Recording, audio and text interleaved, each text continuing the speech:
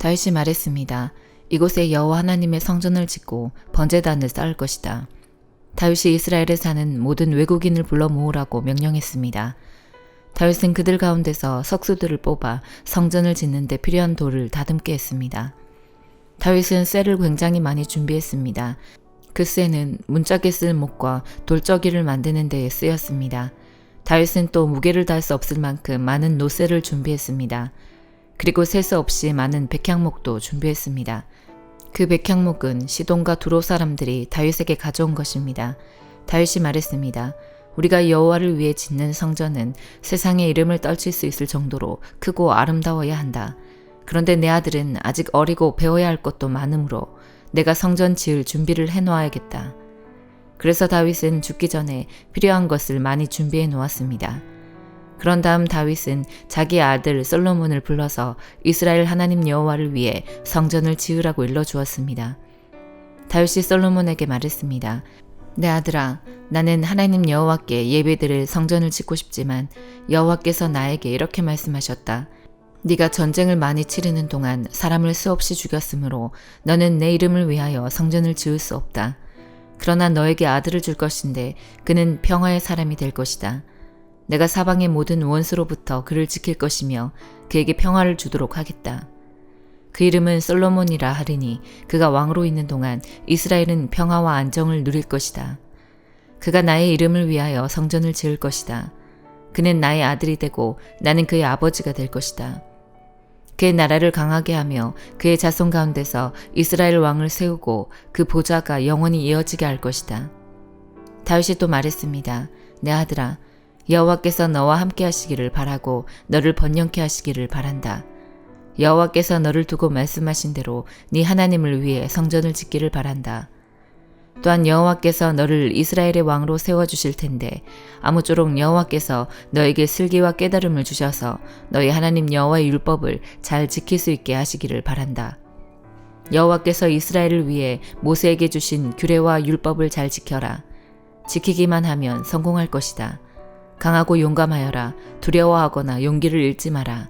솔로몬아, 내가 어려운 가운데서 여호와의 성전을 짓는 데 필요한 금 10만 달란트와 은 100만 달란트와 무게를 달 수도 없을 만큼 많은 구리와 쇠를 준비해 놓았다. 또한 나무와 돌도 준비해 놓았다. 그러나 네가 보태야 할 것들이 있다. 너에게는 일꾼이 많이 있다. 채석공과 석수와 목수가 있고 온갖 일을 잘하는 기술자들이 있다.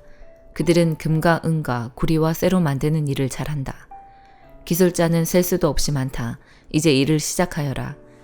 여호와께서 너와 함께 하실 것이다. 다윗이 이스라엘의 모든 지도자에게 자기 아들 솔로몬을 도우라고 말했습니다. 다윗이 말했습니다. 여러분의 하나님 여호와께서 여러분과 함께 계셔 우리에게 평화를 주셨소. 그리고 이 땅 주민을 나에게 넘겨주어 여호와와 그의 백성 앞에 굴복시키셨소. 이제 여러분은 마음과 정성을 다하여 여러분의 하나님 여호와를 찾으시오. 일어나서 여호와 하나님의 성소를 지으시오. 여호와께서 예배드릴 성전을 지으시오. 그리고 여호와의 언약궤를 성전으로 옮기고 하나님의 거룩한 그릇들도 옮기시오. 이와 같이 아내들은 남편에게 순종하십시오. 그러면 하나님을 멀리하고 그 말씀에 귀를 기울이지 않던 남편들도 아내의 순종하는 모습에 의해 하나님을 믿게 될 것입니다. 억지로 설득하려는 100마디 말보다 온전한 행동이 남편을 감동시킬 것입니다. 남편들은 여러분이 하나님을 경외하며 깨끗하게 살아가는 것을 지켜보고 있습니다. 화려한 옷이나 보석을 걸치거나 머리 치장을 한다고 여러분이 아름답게 보이는 것은 아닙니다. 진정한 아름다움은 내면의 아름다움에서 나오는 것입니다. 온유하고 정숙한 마음을 가진 사람이 정말 아름다운 사람입니다. 이러한 아름다움은 없어지지도 않으며 하나님께서도 귀하게 보시는 것입니다. 전에 하나님을 경외하며 순종했던 믿음의 여인들이 이러했습니다. 그들은 외모보다 내면을 아름답게 꾸몄고 남편의 권위에 순종하였습니다. 아브라함의 아내 사라는 남편을 주인이라 부르며 복종했습니다. 여러분도 바르게 행동하고 두려워할 것이 없으면 사라처럼 아름다운 그녀의 후손이 될 것입니다. 마찬가지로 남편들도 아내를 잘 이해하고 돌보아주며 살아가십시오. 아내를 존중해 주시기 바랍니다. 아내는 남편인 여러분보다 더 연약합니다. 그러나 하나님께서는 여러분에게 주시는 것과 똑같은 은혜인 참 생명을 아내들에게도 주셨습니다. 아내를 소중히 대함으로써 여러분의 기도가 막히지 않도록 하십시오. 마지막으로 여러분 모두에게 부탁합니다. 서로를 이해하고 한 형제처럼 사랑하며 한 마음으로 서로 따뜻이 대하며 겸손하십시오. 해를 입었다고 도로 보복하지 말며 욕을 먹었다고 그 사람을 욕하지 마십시오. 오히려 그 삶을 축복해 주십시오. 이것은 여러분 자신이 축복받는 인생을 누리도록 부르심을 받았기 때문입니다. 성경에도 이렇게 기록되어 있습니다. 행복한 나날을 보내며 인생을 즐겁게 살기 원하는 사람은 악한 말과 거짓말을 해서는 안 됩니다. 악한 행동을 그치고 선한 일을 하며 평화를 찾고 그것을 위해 힘써 일해야 합니다. 주님은 선한 사람을 찾으시고 그들의 기도에 귀를 기울이시지만 악한 일을 하는 자는 멀리 하십니다. 만약 여러분이 늘 선한 일을 하고자 애쓴다면 아무도 여러분을 해치지 못할 것입니다. 때로는 옳은 일을 함으로 고난을 받을 때도 있을 것입니다. 하지만 하나님께서는 그러한 순간에 여러분에게 복을 주실 것입니다.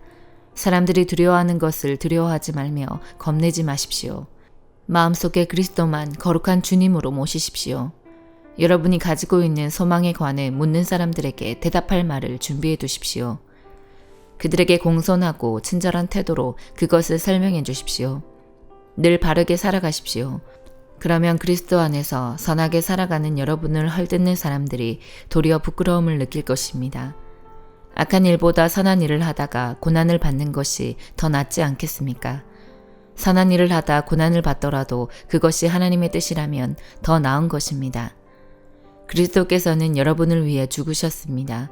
그리고 그 한 번의 죽으심으로 여러분의 모든 죄를 담당하셨습니다. 죄가 없는 분이시지만 죄인을 대신하여 돌아가셨던 것입니다. 그것은 여러분 모두를 하나님께로 인도하시기 위함이었습니다. 육체는 죽었지만 성령 안에서 다시 살아나셔서 갇혀있는 영혼을 찾아가 말씀을 전하셨습니다. 그들은 오래전 노아 시대에 하나님께 불순종했던 사람들입니다. 하나님께서는 노아가 방주를 다 짓기까지 오랫동안 그들의 악한 행동을 참으셨습니다. 그 홍수에서는 오직 8명만이 구원함을 받았습니다. 그 홍수는 이제 여러분을 구원하는 세례와 같은 것입니다. 몸을 깨끗하게 씻는 것이 아니라 선한 마음으로 하나님께 내 삶을 드리며 정결하게 살기를 약속하는 것입니다. 바로 이것을 위해 예수 그리스도께서 죽음에서 부활하셨습니다. 지금 그리스도께서는 하늘에 올라가셔서 하나님의 오른편에 앉아 계시며 모든 천사와 권세와 능력을 다스리고 계십니다.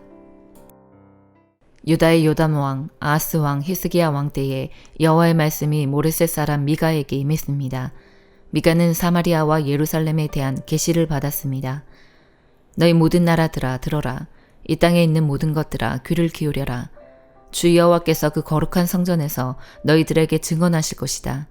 보아라, 여호와께서 그 계시던 곳에서 나오신다. 이 땅에 내려오셔서 산 꼭대기를 밟으신다. 주의 발밑에서 산들이 불 속의 밀초처럼 녹고 골짜기들이 가파른 산 위에서 흘러내리는 물처럼 갈라진다. 이 모든 것은 이스라엘의 죄와 야곱의 허물 때문이다. 이스라엘이 저지른 죄의 책임이 누구에게 있느냐? 사마리아가 아니냐? 유다가 우상들을 섬긴 책임이 누구에게 있느냐? 예루살렘이 아니냐? 그러므로 내가 사마리아를 들판의 쓰레기로 만들어서 포도나무를 심을 만한 곳으로 삼겠다. 사마리아의 돌들을 그 골짜기로 쏟아붓고 성의 기초까지 완전히 무너뜨리겠다. 사마리아의 모든 우상은 박살날 것이며 그 우상에게 바친 선물은 불타버릴 것이다. 내가 그 모든 우상을 없애버리겠다. 사마리아가 몸을 팔아서 벌었으므로 그 돈이 다시 창녀의 몸값으로 나갈 것이다. 그러므로 내가 슬퍼하며 통곡하고 벌거벗은 몸과 맨발로 다닌다. 들깨처럼 큰 소리로 울부짖고 타조처럼 슬피운다. 사마리아의 상처는 고칠 수 없으며 그 병은 유다에까지 퍼지고 내 백성의 성문 예루살렘에까지 미친다. 가데에 알리지 말고 절대로 울지 마라. 베들레아브라의 제 속에서 울며 뒹굴어라. 사빌에 사는 사람들아 벌거벗은 몸으로 부끄러워하며 포로로 잡혀가거라. 사안안에 사는 사람들은 그들의 성 바깥으로 나오지도 못할 것이다. 베데셀에 사는 백성이 통곡하여도 너희를 돕지는 않을 것이다. 마롯에 사는 사람들은 좋은 소식이 오기만을 애타게 기다리지만 여호와께서 내리신 재앙이 예루살렘 성문에까지 이르렀다. 라기스에 사는 백성아, 빠른 말을 전차에 메어 도망가거라. 라기스는 딸 시온의 죄의 시작이니 이는 이스라엘의 범죄가 너희에게 미쳤기 때문이다. 그러므로 너희는 가드 땅 모레셋에 이별의 선물을 주어라. 악십의 집들이 이스라엘 왕들에게는 마른 우물과 같이 될 것이다. 마리사에 사는 사람들아, 내가 너희 원수를 너희에게 보내겠다. 그가 너희를 정복할 것이며 이스라엘의 영광이 아둘람까지 이를 것이다. 너희는 사랑하는 자녀를 위해 머리를 밀고 대머리를 만들어라. 너희의 자녀가 낯선 땅으로 끌려갈 것이니 너희는 독수리처럼 대머리를 만들어라. 이후에 주께서 70명을 임명하시고 예수님께서 친히 가시려는 모든 마을과 고장으로 미리 둘씩 보내셨습니다. 예수님께서 이들에게 말씀하셨습니다. 추수할 것은 많은데 일꾼이 적다. 그러므로 추수하는 주인에게 추수밭으로 일꾼을 보내달라고 간청하여라. 가거라. 내가 어린 양을 늑대들 사이로 보내는 것 같이 너희를 보낸다. 지갑이나 가방이나 신발을 챙기지 마라. 가는 길에 아무에게도 인사하지 마라. 어느 집에 들어가든지 먼저 이 집에 평화가 있기를 빕니다 라고 말하여라. 만일 평화의 사람이 있으면 네 평화가 그에게 머무를 것이요. 그렇지 않으면 그 평화가 너에게로 돌아올 것이다. 그 집에 머물러라. 거기서 너에게 주는 것을 먹고 마셔라. 일꾼은 자기 품삯을 받을 자격이 있다. 이 집 저 집으로 옮겨 다니지 마라. 어떤 마을에 들어가든지 너희를 환영하면 네 앞에 차려진 것을 먹어라. 그곳의 환자들을 고쳐주고 그들에게 하나님 나라가 너희에게 가까이 왔다고 말하여라. 그러나 어느 마을에 들어가든지 그들이 너희를 맞이하지 않으면 그 마을의 거리로 나와서 이렇게 말하여라. 우리 발에 묻은 너희 마을의 먼지를 털고 간다. 하나님 나라가 가까이 왔다는 것을 명심하여라. 내가 너희에게 말한다. 심판의 날에 소돔이 그 마을보다 더 견디기 쉬울 것이다. 고라시나 너에게 화가 미칠 것이다. 베세다야 너에게 화가 미칠 것이다.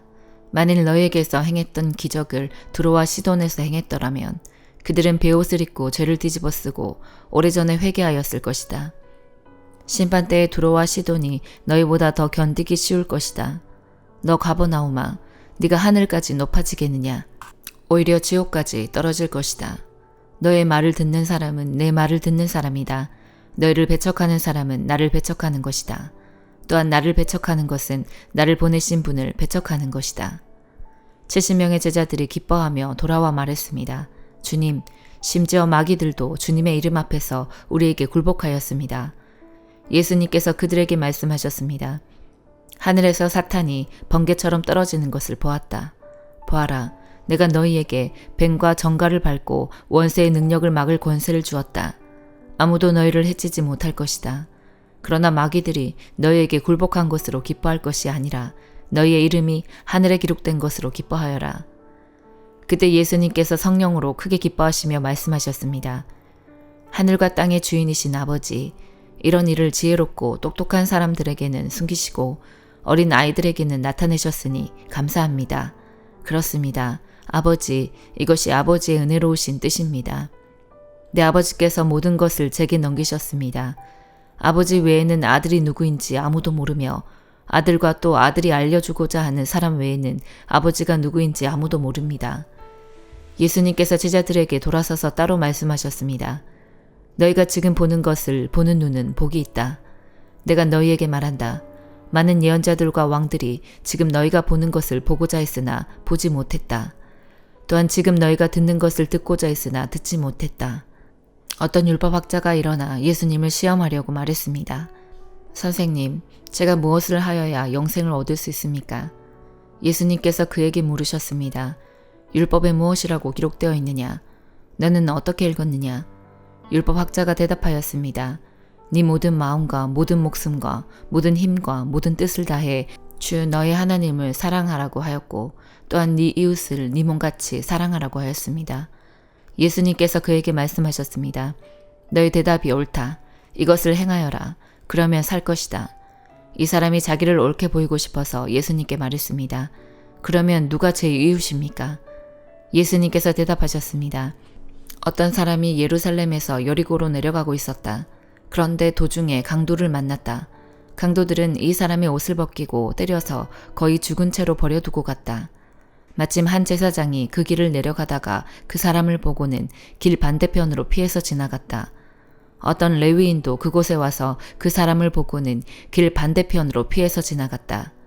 이번에는 어떤 사마리아 사람이 그 길을 여행하다가 그가 있는 곳에 이르렀다. 사마리아 사람이 그를 보고 불쌍하게 여겼다. 그래서 그 사람에게로 가서 그의 상처에 올리브 기름과 포도주를 붓고 붕대로 감쌌다. 그리고 그를 자기의 짐승에 태우고 여관으로 데리고 가서 그를 정성껏 보살펴 주었다. 다음 날 그는 은하 2개를 여관 주인에게 주면서 말했다. 이 사람을 잘 보살펴 주세요. 만일 돈이 더 들면 내가 돌아올 때 갚겠습니다. 너는 이 세 사람들 중에 누가 강도 만난 자의 이웃이라고 생각하느냐? 율법학자가 대답했습니다. 그에게 자비를 베풀어 준 사람입니다. 그러자 예수님께서 그에게 말씀하셨습니다. 가서 똑같이 하여라. 예수님과 제자들이 여행을 하다가 어떤 마을로 들어갔습니다.